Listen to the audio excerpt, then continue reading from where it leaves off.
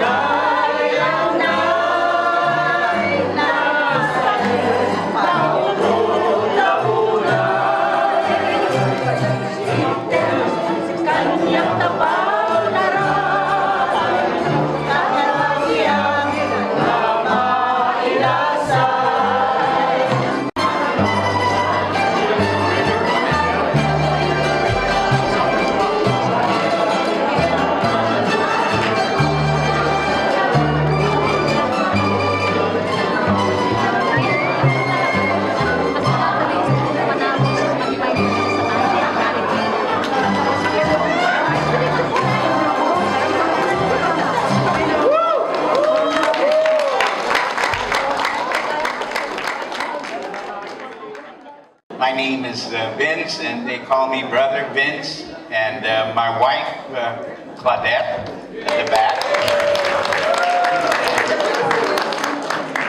They call her Sister Claudette at the Couples for Christ community. I'll be talking about a couple of things, a goal and an objective for this inspirational talk that Father Michael asked me to give. The goal of the Christian life can be summed up in Galatians chapter 2, verse 20, which states, I have been crucified with Christ. It is no longer I who live, but Christ who lives in me. And the life I now live in the flesh, I live by faith in the Son of God, who loved me and gave himself for me. Objective. Our objective is to bring people closer to our Lord God and to have presence in St. Bruno's church activities. Just to name a few, the pro-life movement, the food festival. And brothers and sisters, do you ever get up at times in the morning and it's the hardest thing we do? When life's worries press down on us and take our soul hostage, the most important thing we do for ourselves is to turn to our Lord God. Surrender and pray to our Lord Jesus.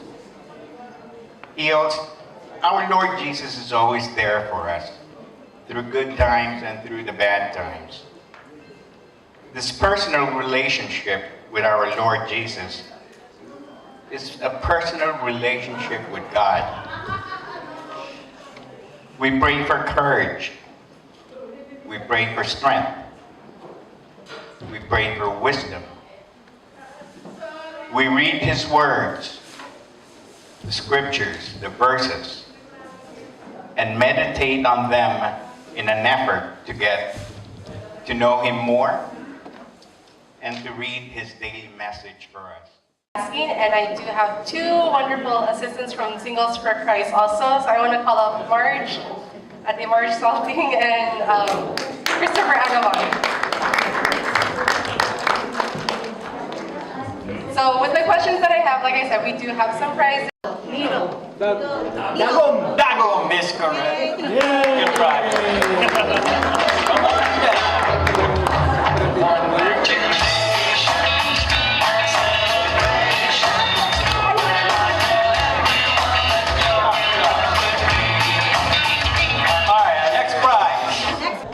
So ano ang Ilocano na matchstick? Palito! Give others a chance. Anyone from here? No, wrong? Posporo, I think it's Tagalog. Okay. Palito is correct. Palito. Like that actor. Palito.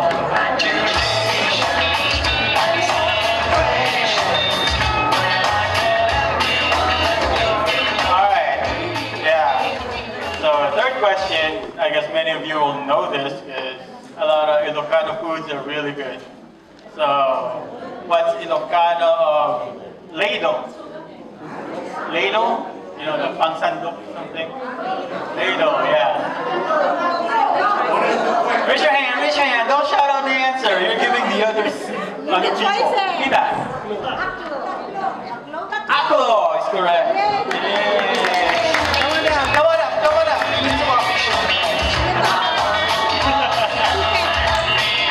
So, good prize. They might get certificates in there or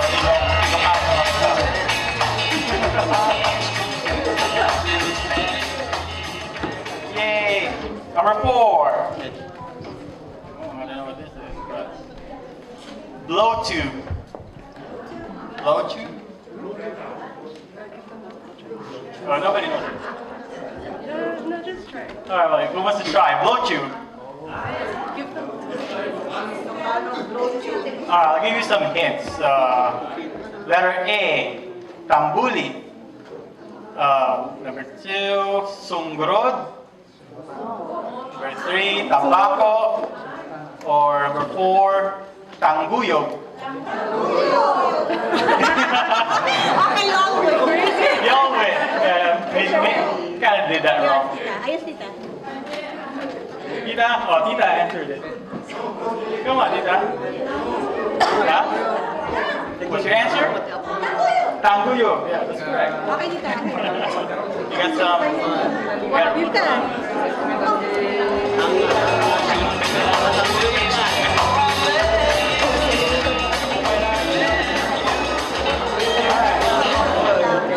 This one, the next question is from a game. You know, I played this when I was a kid. So you have that thing. So what's the Ilocano for top? The one with the wood and pako?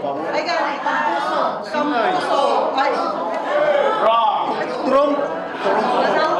What's that, Tita? Huh? Pop? Yeah. No, it's like a, tawag po siya. It's like a, may kahoy and then may pako. And then you use that string to play with it. Oh, it's correct. Yeah. Come on up. Okay, Tagalog. What is Ilocano for brother-in-law? Raise your hand. Raise your hand.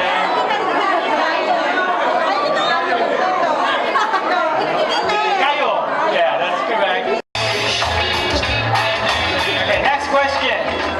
What is Ilocano for carpenter? Babae. Tagalog. No, I think that's Tagalog. Ilocano for carpentero. Hindi po. Aluwagi is correct. Aluwagi.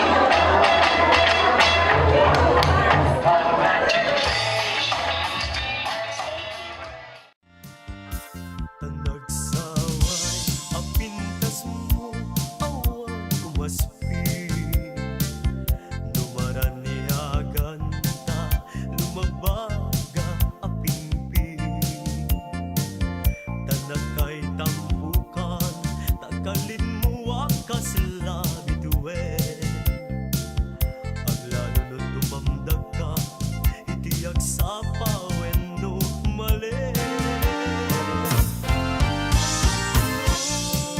Bingin day ta bibig mo sa kaumisim. Ang parang adagos day ta kasma